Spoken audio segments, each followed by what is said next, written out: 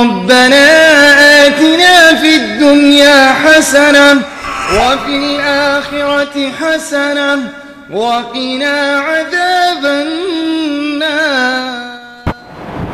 تمام قسم کی تعریف و توصیف، حمد و ثنا، کبریاء و بڑائی، عظمت و بزرگی لائق و سزاوار ہے اللہ رب العالمین کے لیے، جو ہمارا آپ کا اور اس پوری کائنات کا خالق و مالک اور اکیلا پالنہار ہے۔ بعدہ درود و سلام نازل ہو اس کائنات کے اندر بھیجے گئے تمام انبیاء کرام اور رسولوں پر، جنہوں نے ہدایت کے راستے کو انسانیت کے لیے واضح کیا اور اللہ کے احکام و پیغامات کو انسانوں تک پہنچایا۔ خصوصاً آخری نبی محمد عربی صلی اللہ علیہ وسلم پر، جن کی بدولت اور جن کی محنت اور کاوشوں کے ذریعے یہ اسلام اور قرآن کی تعلیمات ہم تک پہنچا۔ اللہم صلی علی محمد وعلی آل محمد کما صلیت علی ابراہیم وعلی آل ابراہیم انک حمید مجید۔ اللہم بارک علی محمد وعلی آل محمد کما بارکت علی ابراہیم وعلی آل ابراہیم انک حمید مجید۔ معزز حاضرین جمعہ، اسلامی بھائیوں، برادران ملت، اللہ رب العالمین نے تمام انسانوں پہ رسول اللہ صلی اللہ علیہ وسلم کی اطاعت، فرما برداری اور آپ کے احکام کی بجا آوری فرض کیا ہے، اور اسی بجا آوری میں، اسی اطاعت و فرما برداری میں، اسی اطاعت میں ان کے لیے کامیابی، کامرانی، نجات کو موقوف کیا ہے، کیونکہ رسول اللہ صلی اللہ علیہ وسلم اس کائنات کے لیے آخری نبی تھے، آخری پیغمبر تھے، جن کے ذریعے اللہ رب العالمین نے اسلام، مذہب اسلام اور ان کی تعلیمات کو پوری کائنات کے لیے نازل فرمایا۔ اب قیامت کی صبح تک نہ کوئی نبی آئیں گے، نہ کوئی کتاب آئے گی، نہ کوئی نیا دین آئے گا، اور نہ ہی کوئی نئی شریعت نازل ہونے والی ہے۔ اس لیے تمام انسانوں کے اوپر، چاہے امت دعوت ہو یا امت اجابت ہو، ہر ایک پہ رسول اللہ صلی اللہ علیہ وسلم کی اطاعت، تابعداری فرض ہے۔ اس کے بغیر کسی بھی انسان کی کامیابی، اس کی نجات، اس کی فوز و فلاح ممکن نہیں ہے۔ اسی وجہ سے اللہ رب العالمین نے قرآن حکیم کے اندر جگہ جگہ اپنی اطاعت کے ساتھ رسول اللہ صلی اللہ علیہ وسلم کی اطاعت کا حکم دیا ہے، بے شمار جگہوں پہ، اور خود نبی کریم صلی اللہ علیہ وسلم نے انسانوں کی کامیابی و کامرانی، فوز و فلاح، نجات کو اپنی اطاعت پہ موقوف کیا ہے۔ حقیقی مومن، حقیقی مسلم کی پہچان، علامت، ان کی نشانی یہی ہے کہ وہ اپنے آپ کو مکمل طور پہ اللہ، اس کے رسول کا فرما بردار بنا لے، ان کے حکم کے تابع کر لے، تبھی وہ صحیح مومن کہلائے گا، تبھی وہ صحیح مسلم کہلائے گا۔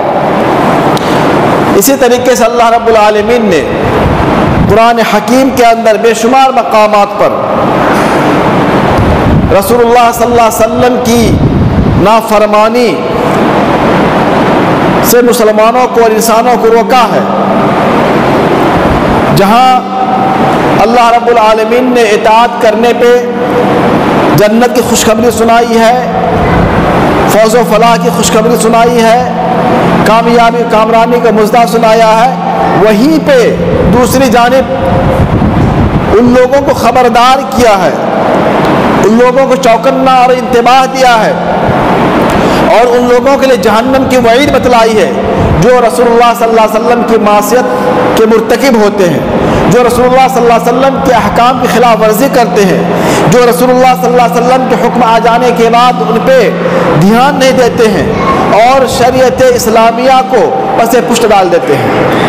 تو آج کی اس خطبے کے اندر میں معصیت رسول کا انجام کیا ہے، رسول اللہ صلی اللہ علیہ وسلم کی مخالفت کرنے کا، آپ کے احکام کو فراموش کر دینے کا، آپ کے احکام سے اعراض کرنے کا انجام کیا ہے اور اس کے کیا نتائج برآمد ہو سکتے ہیں، انشاءاللہ میں انہی باتوں پہ اپنے اس خطبے کے اندر روشنی ڈالوں گا۔ چنانچہ اللہ رب العالمین نے سورہ محمد کے اندر ارشاد فرمایا، یا ایھا الذین آمنوا اطیعوا اللہ واطیعوا الرسول ولا تبطلوا اعمالکم، اے وہ لوگوں جو ایمان لائے ہو، اللہ کی اطاعت کرو اور رسول کی اطاعت کرو اور اپنے اعمال کو ضائع برباد مت کرو، اپنے اعمال کو ضائع برباد مت کرو، اپنے نیکیوں کو، اپنے حسنات کو، اپنے اچھائیوں کو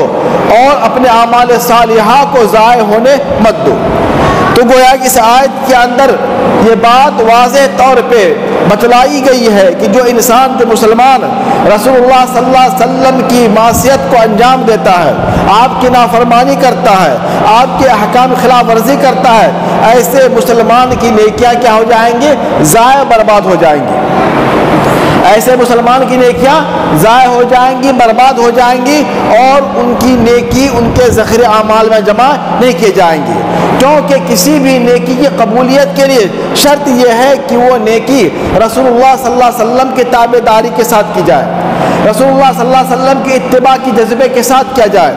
اور کوئی مسلمان رسول اللہ صلی اللہ علیہ وسلم کے احکام آ جانے کے بعد بھی اس پہ وہ دھیان نہیں دیتا ہے، اس سے اعراض کرتا ہے، اس سے منہ موڑتا ہے، یہ جانتے ہوئے کہ ہمارے نبی کا حکم ہے، ہمارے نبی کا پیغام ہے، ہمارے نبی کا یہ ارشاد ہے، اور اس کے باوجود اس پہ عمل نہیں کرتا ہے، اس پہ عمل نہیں پیرا ہوتا ہے، تو ایسے مسلمان کے اللہ رب العالمین نے بیان فرمایا کہ ایسے مسلمان کی نیکیاں، ان کی اچھائیاں اور ان کے اعمال صالحہ برباد ہو جائیں گے۔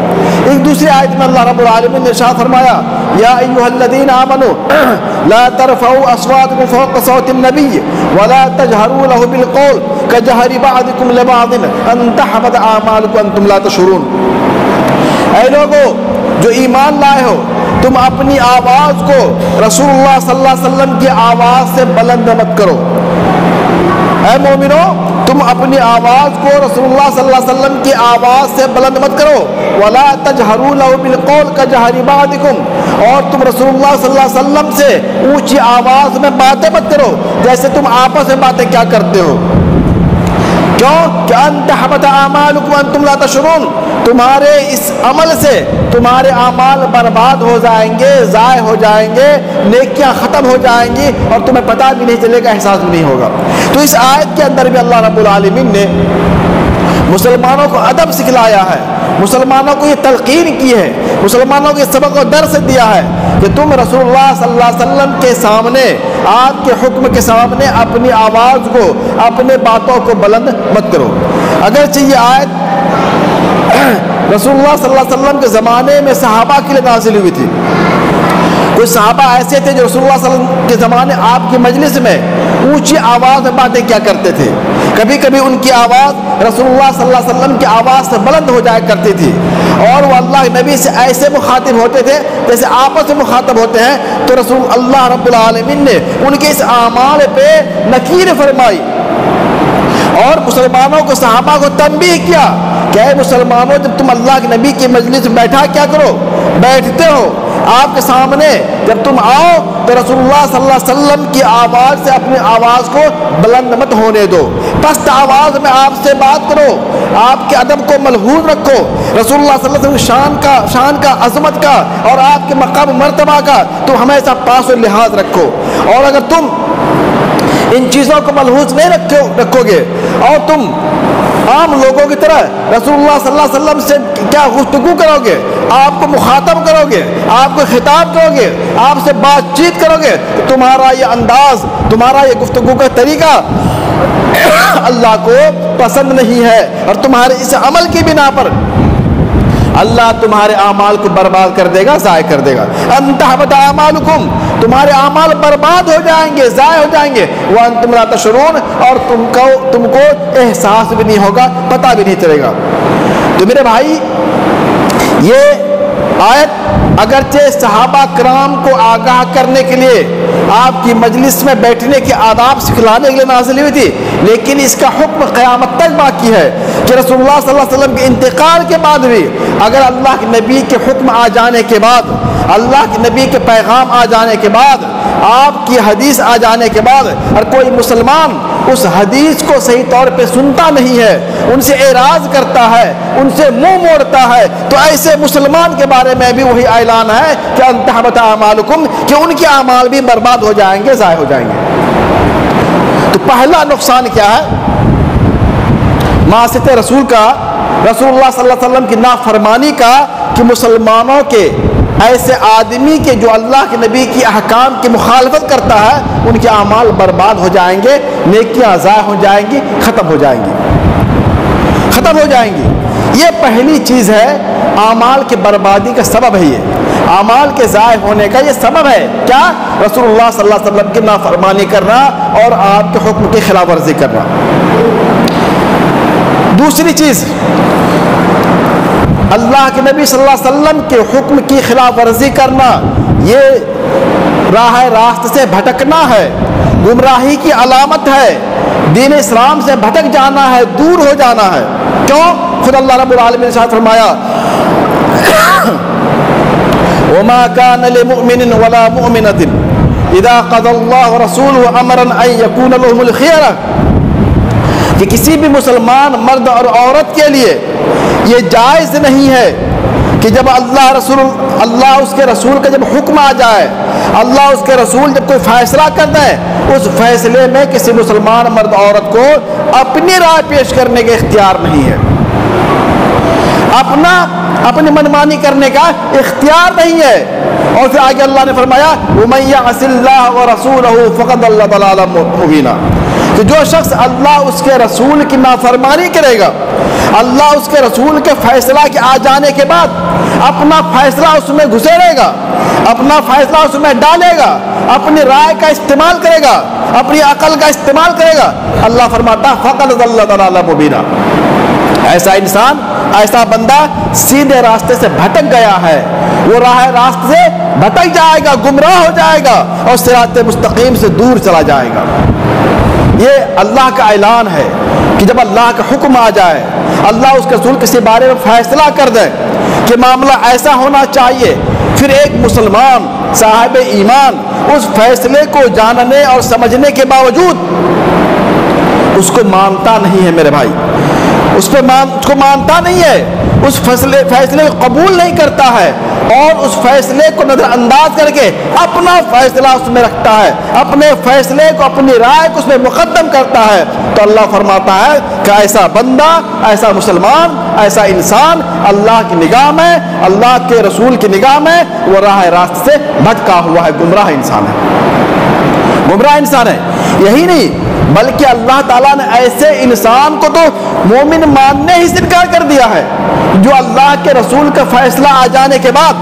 اللہ کے رسول کے حدیث سننے کے بعد، اللہ کے رسول کے حدیث آ جانے کے بعد اس حدیث پہ عمل نہیں کرتے ہیں اور اس کا انکار کر دیتے ہیں، اس کو رد کر دیتے ہیں، تو ایسے مسلمان کا، ایسے مومن کے ایمان کا اللہ نے انکار کر دیا، اعلان کر دیا۔ اللہ فرماتا ہے فَلَا وَرَبِّكَ لَا يُؤْمِنُونَ حَتَّى يُحَكِّمُوكَ فِي مَا شَجَرَ بَيْنَهُمْ، تیرے رب کی قسم،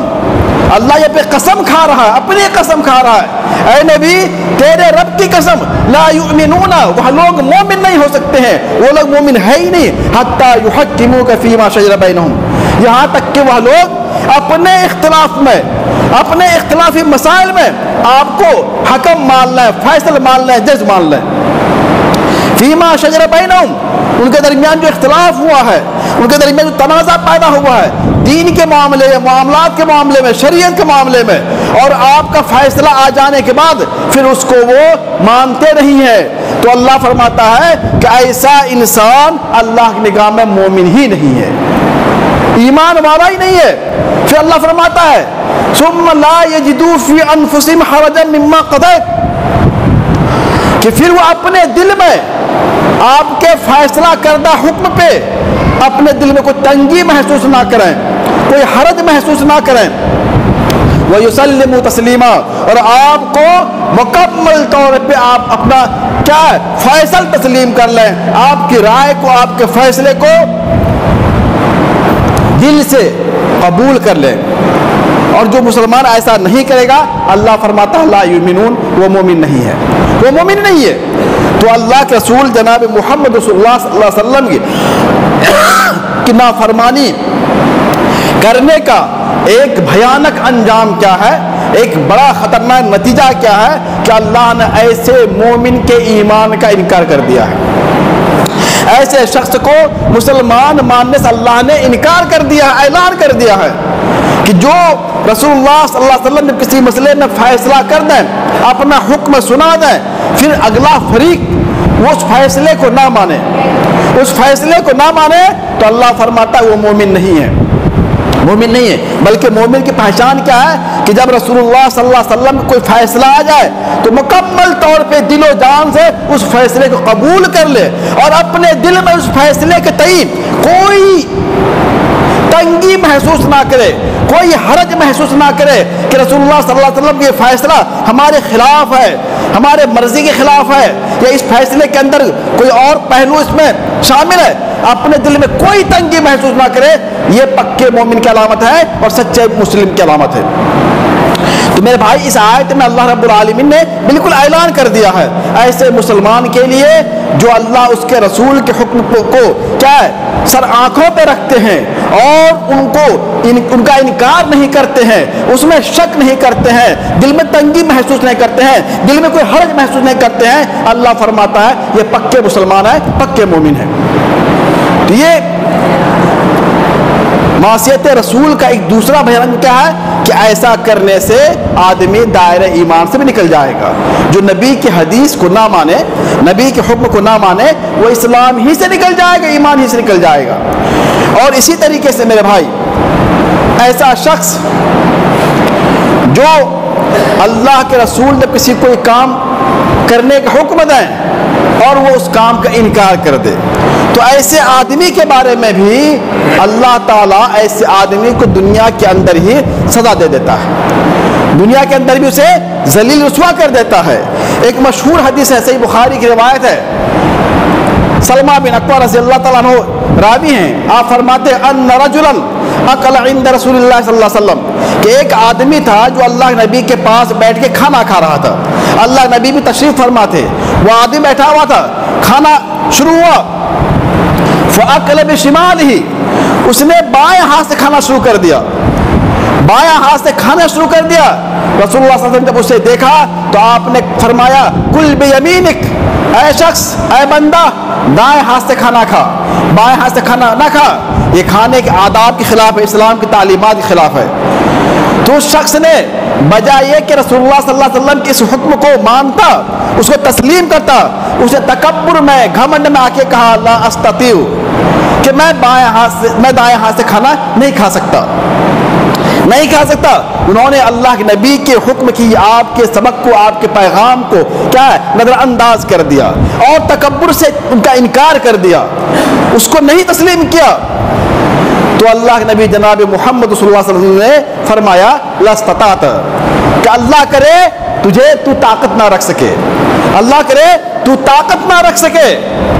انہوں نے جب تکبر کی بنا پر ایسے کہا تو اللہ کے نبی نے اس کے لیے بد دعا فرما دی، یہ بد دعا کلمات آپ نے کہہ دی۔ راوی حدیث کہتے ہیں فما رفعها الى فیہ، کہ وہ شخص اس دن کے بعد سے کبھی بھی اپنے دائیں ہاتھ کو اٹھا ہی نہیں پایا، اس کا ہاتھ شل ہو گیا، ہاتھ کی طاقت ختم ہو گئی، اور مرتے دم تک وہ دائیں ہاتھ کو اٹھا نہیں سکا، اس سے کوئی کام نہیں کر سکا۔ تو میرے بھائی یہ ہے نبی کی مخالفت کرنے کا انجام۔ اللہ کے نبی نے اس شخص کو دسترخوان پہ دائیں ہاتھ سے کھانے کی تلقین کی، سبق دیا، درس دیا، اس نے تکبر کی بنا پر، گھمنڈ کی بنا پر اللہ نبی کے پیغام کو بھلا دیا، تو اس کا انجام یہ ہوا کہ اللہ تعالیٰ نے اس شخص کو دنیا والوں کے لیے نمونہ عبرت بنا دیا۔ عبرت کا نشان بنا دیا، اور قیامت تک مرتے دم تک وہ شخص اپنے دائیں ہاتھ کا استعمال نہیں کر سکا۔ اور یہی ایک حدیث اور ہے، ایک مشہور تابعین ہیں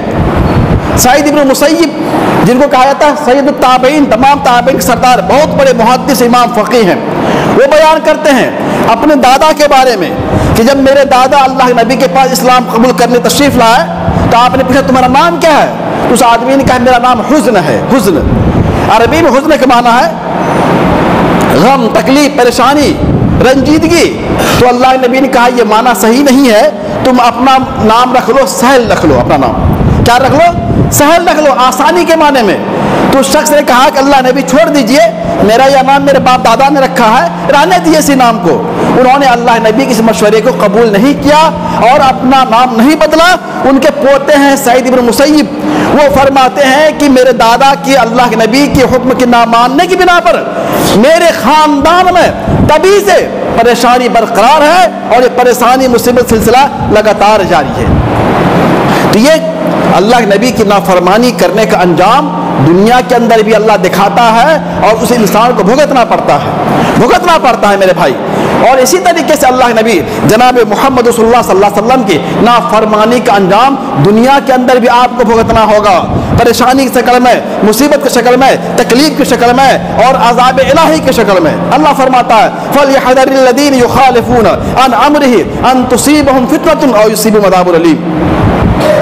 اللہ فرماتا ہے کہ خبردار ہو جائیں وہ لوگ، ہوشیار ہو جائیں وہ لوگ جو رسول اللہ صلی اللہ علیہ وسلم کے حکم کی مخالفت کرتے ہیں، رسول اللہ صلی اللہ علیہ وسلم کے حکم کی خلاف ورزی کرتے ہیں، آپ کے حکم کو نہیں مانتے۔ کس بات سے خبردار ہو جائیں؟ ان تصیبہم فتنہ، کہ کہیں اسے کوئی فتنہ مصیبت لاحق نہ ہو جائے۔ تو آپ لوگ آگے بڑھ جائیں، پیچھے کھڑے ہیں لوگ، جگہ نہیں ہو رہی ہے، بیٹھ جائیں، آگے بڑھ جائیں۔ اللہ فرماتا ہے کہ ایسا شخص جو رسول اللہ صلی اللہ علیہ وسلم کی مخالفت کرتا ہے وہ اس بات سے چوکنا ہو جائے، ہوشیار ہو جائے، کہیں اسے کوئی فتنہ مصیبت آزمائش نہ پہنچ جائے، اور یصیبہم عذاب علیم، یا انہیں دردناک عذاب میں مبتلا نہ ہونا پڑ جائے۔ یہ ہے رسول اللہ صلی اللہ علیہ وسلم کی مخالفت کا انجام۔ اور یہی بلکہ اللہ تعالیٰ فرماتا ہے ان الذین یحادون اللہ ورسولہ اولئک فی الاضلین، کہ وہ لوگ جو اللہ اس کے رسول کی مخالفت کرتے ہیں، اللہ اس کے رسول کے حکام کی خلاف ورزی کرتے ہیں، آپ سے دشمنی کرتے ہیں، اللہ فرماتا ہے اولئک فی الاضلین، یہی لوگ دنیا میں ذلیل ہونے والے ہیں، یہی لوگ دنیا میں ذلیل و رسوا ہونے والے ہیں۔ تو میرے بھائی رسول اللہ صلی اللہ علیہ وسلم کی مخالفت کرنا یہ اللہ کے عذاب کو دعوت دینا ہے، اللہ کے عذاب کو بلانا ہے، ذلت رسوائی کو دعوت دینا ہے۔ اللہ فرماتا ہے تمہیں عزت چاہیے، تمہیں مقام مرتبہ چاہیے، تمہیں رفعت سربلندی چاہیے، تو تم دنیا کے اندر ہمارے اطاعت کے ساتھ ساتھ ہمارے نبی کی بھی اطاعت کرو۔ اللہ تب تمہارے اوپر رحم فرمائے گا، اطیعوا اللہ ورسولہ لعلکم ترحمون۔ اللہ فرماتا ہے اللہ اور اس رسول کے اطاعت کرو تاکہ تم پر رحم کیا جائے۔ تو یہ دنیا میں ذلت کا آنا، رسوائی کا آنا، پریشانی کا آنا، طوفان کا آنا، عذاب الہی کا آنا، دشمنوں کا غلبہ ہونا، دشمنوں کی طرف سے پریشانی کا مصیبت پہاڑ آنا، یہ سب کس بنا پر ہے؟ رسول اللہ صلی اللہ علیہ وسلم کی مخالفت کرنے کی بنا پر ہے۔ آج ہماری زندگی دیکھ رہے ہیں، ہماری زندگی ہم صبح شام تک کتنے دین پہ عمل کرنے والے ہیں، قرآن حدیث کے کتنے پیغامات کو، احکامات کو ہم اپنی زندگی میں نافذ کرنے والے ہیں۔ اپنی زندگی کا جائزہ لیں، صبح سے لے کے شام تک، جب سے ہماری آنکھ کھلتی ہے اور جب ہم بستر پہ جاتے ہیں، مکمل طور پہ اللہ اس کے رسول کی نافرمانی کرتے ہیں، اللہ اس کے رسول کی مخالفت کرتے ہیں۔ اپنی زندگی میں اپنے ہر عمل سے، اپنے حرکت و سکنات سے ہم مکمل طور پہ رسول اللہ صلی اللہ علیہ وسلم کی معصیت کو انجام دیتے ہیں، جس کا نتیجہ یہ ہے کہ آج ہم ہر طرف کی پریشانی میں گھرے ہوئے ہیں، مصیبت میں گھرے ہوئے ہیں، ہر طرف کے عذاب الہی ہو یا دنیا کا عذاب ہو، دشمنوں کی طرف سے پریشانی ہو، تمام چیزیں آج ہمارے سامنے آ کھڑی ہوئی ہیں۔ تو میرے بھائی اللہ رب العالمین نے قرآن حکیم کے اندر ہمیں سبق دیا ہے، ہمیں یہ درس دیا ہے کہ دنیا کے اندر تمہیں اگر سکون سے رہنا ہے، اطمینان سے رہنا ہے، امن و شانتی سے رہنا ہے، عزت و وقار سے رہنا ہے، تو دین پہ مکمل طور پہ عمل پیرا ہو جاؤ، عمل پیرا ہو جاؤ۔ اور رسول اللہ صلی اللہ علیہ وسلم کی مخالفت کا انجام دنیا کے اندر بھی پریشانی ہے، ذلت رسوائی ہے، اور آخرت کے اندر بھی اس سے بڑھ کے پریشانی ہمارے ساتھ ہونے والی ہے۔ تو کہنے کا مقصد یہ ہے کہ ہم اپنی زندگی کا جائزہ لیں، اپنی زندگی کا محاسبہ کریں، اپنے اعمال کا محاسبہ کریں اور یہ دیکھیں کہ ہم سے تو کہیں ایسا تو نہیں ہم سے رسول اللہ صلی اللہ علیہ وسلم کی مخالفت ہو رہی ہے، اور ہم نماز پڑھیں، روزہ رکھیں، زکوٰۃ دیں، تمام اچھائیاں کریں، اور کل قیامت میں جب ہمارا نامہ اعمال کھلے گا تو وہاں پہ لکھا ہوا ہوگا 0،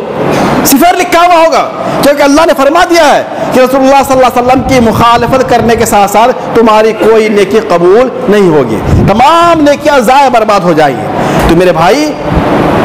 ہم جو بھی نیکی کریں، جو بھی کچھ کریں، وہ برقرار رہنی چاہیے، وہ ضائع نہیں ہونی چاہیے، اور اس کے لیے یہی ہے کہ ہم مکمل طور پہ رسول اللہ صلی اللہ علیہ وسلم کے احکام پہ کاربند ہو جائیں، احکام پہ جم جائیں، اور ہماری زندگی سے کبھی بھی کوئی ہمارے عمل سے کبھی بھی رسول اللہ صلی اللہ علیہ وسلم کی مخالفت نہ ہونے پائے۔ یہی پکے مسلمان کی پہچان ہے، سچے مسلمان کی پہچان ہے۔ اللہ تعالیٰ سے دعا ہے ہم تمام مسلمانوں کو صحیح طور پہ پکا سچا مسلمان بننے توفیق عطا فرمائے۔ اللہ ہم جب تک دنیا میں زندہ رہیں، رسول اللہ صلی اللہ علیہ وسلم کی مکمل طور پہ صحیح طور پہ تابع داری کرتے ہوئے، آپ کے احکام کی بجا آوری کرتے ہوئے زندہ رہیں، اور جب تک ہم باحیات رہیں اللہ ہم سے کسی بھی قسم کی معصیت، کسی بھی قسم کی نافرمانی، کسی بھی قسم کی اعراض اور بیزاری کا کام نہ ہونے پائے۔ آمین۔ تقبل یا رب العالمین۔ بارک اللہ لنا ولکم فی القرآن العظیم ونفعنی وإیاکم بالآیات والذکر الحکیم۔